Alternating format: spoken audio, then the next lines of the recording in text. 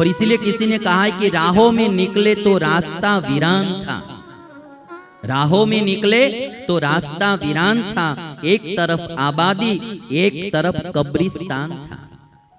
राहों में निकले तो रास्ता वीरान था, एक तरफ आबादी तो एक तरफ कब्रिस्तान था। हर वीरान कब्र का यही बयान था, देख के चल मुसाफिर कभी मैं भी इंसान था। कभी मैं भी इंसान था, आज कब्र में सोया हूं, आप देखकर थोड़ा चलो, अभिमान मत करो।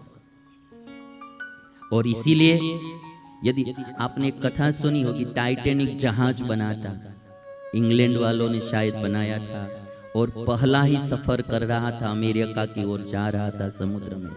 बहुत बड़ा जहाज बनाया था, और जब वो नाव समुद्र में जा रही थी तो पहला ही सफर था, इसलिए लोग बैठने में डरते थे।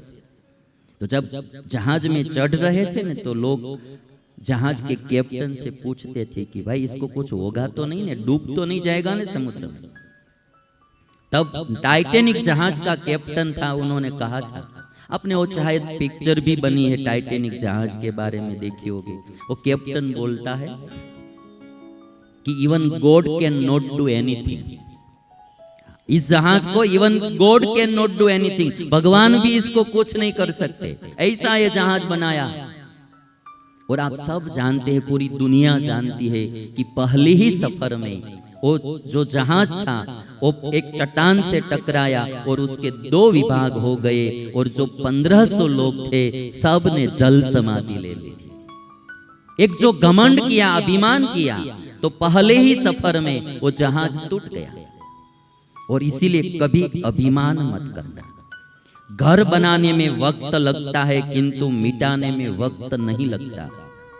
घर बनाने में वक्त लगता है, किंतु मिटाने में वक्त नहीं लगता। गुजर जाती है उम्र रिश्ते बनाने में, पर बिगाड़ने में वक्त नहीं लगता। बहुत सुनने लायक शेर है। घर बनाने में वक्त लगता है, किंतु मिटाने में वक्त नहीं लगता। गुजर जाती है उम्र रिश्ते बनाने में, पर बिगाड़ने में वक्त नहीं लगता। जो कमाता है बरसों में आदमी, उसे गंवाने में वक्त नहीं लगता।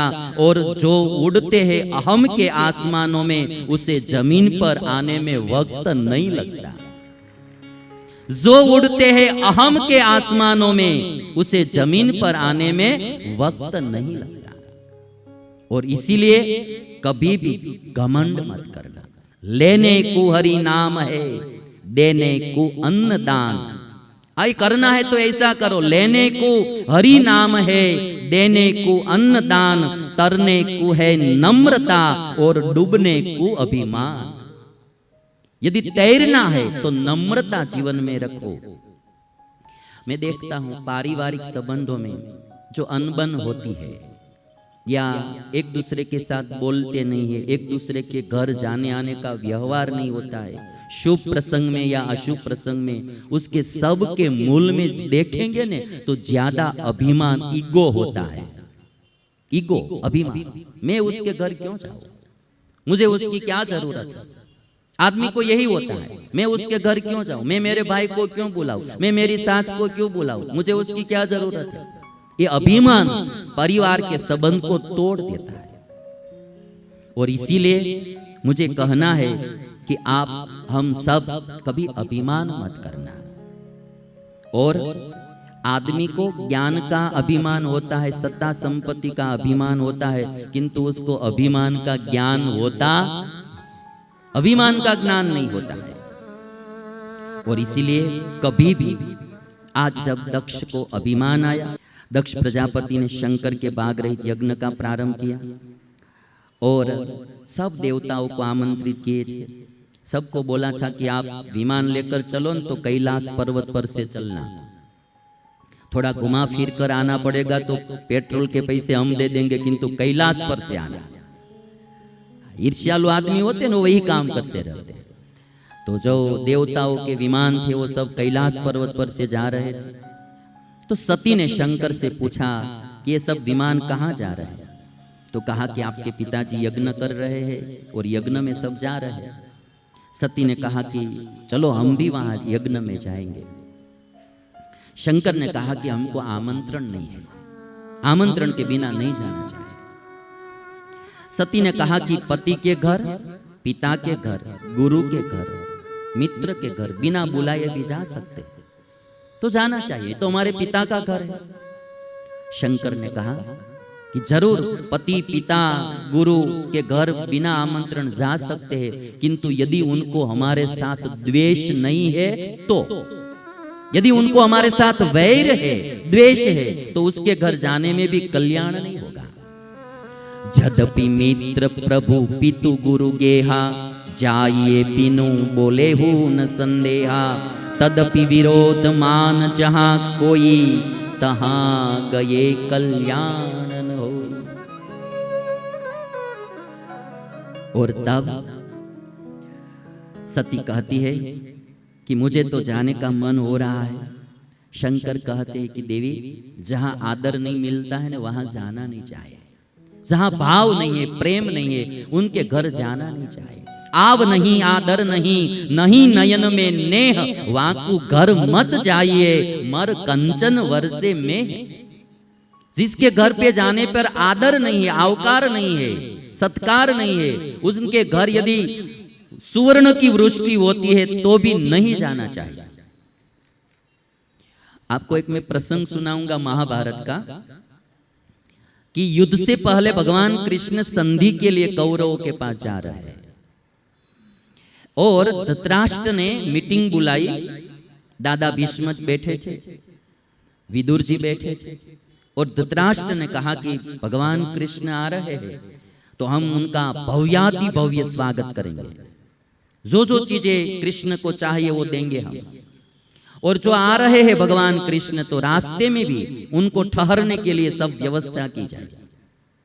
धृतराष्ट्र ने कहा कि मेरी मनीषा ऐसी है कि कृष्ण के लिए जो कुछ करना पड़े वो करे।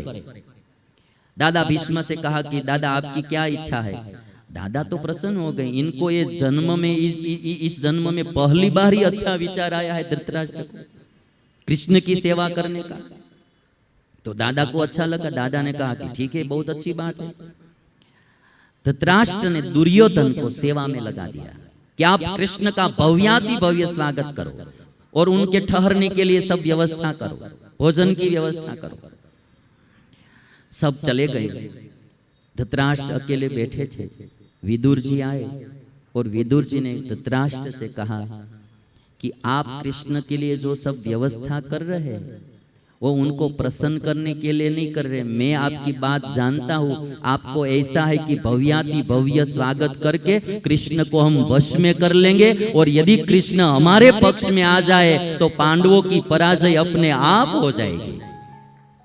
सेवा करने के पीछे भी आपकी भावना अच्छी नहीं है, आपको कृष्ण को अपने पक्ष में ले लेना। विदुर जी जान गए थे। और महाभारत में लिखा है कि भगवान कृष्ण जब आ रहे थे, रास्ते में सब व्यवस्थाएं की गई थी ठहरने के लिए, खाने पीने के लिए। कृष्ण ने एक भी चीज के सामने देखा भी नहीं, भगवान ने एक बार देखा भी नहीं सामने। और जब भगवान कृष्ण आ गए तब दुर्योधन ने कहा कि प्रभु 56 प्रकार के भोग हमने तैयार किए हैं, आप भोजन करने के लिए आइए हमारे घर। कृष्ण ने कहा कि मैं आपके घर भोजन करने के लिए नहीं आऊंगा।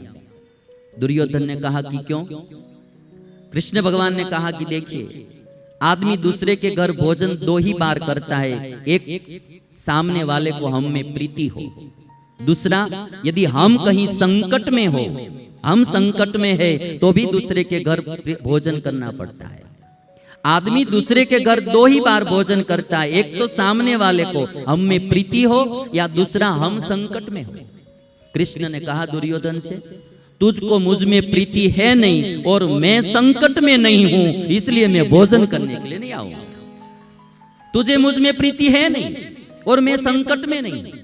भगवान कृष्ण ने ना बोल दी। जहां भाव, कृष्ण ने कहा दुर्योधन से, इस हस्तिनापुर में भोजन करने के योग्य जो कोई घर है तो वह एक ही है, और वह घर विदुर जी का है।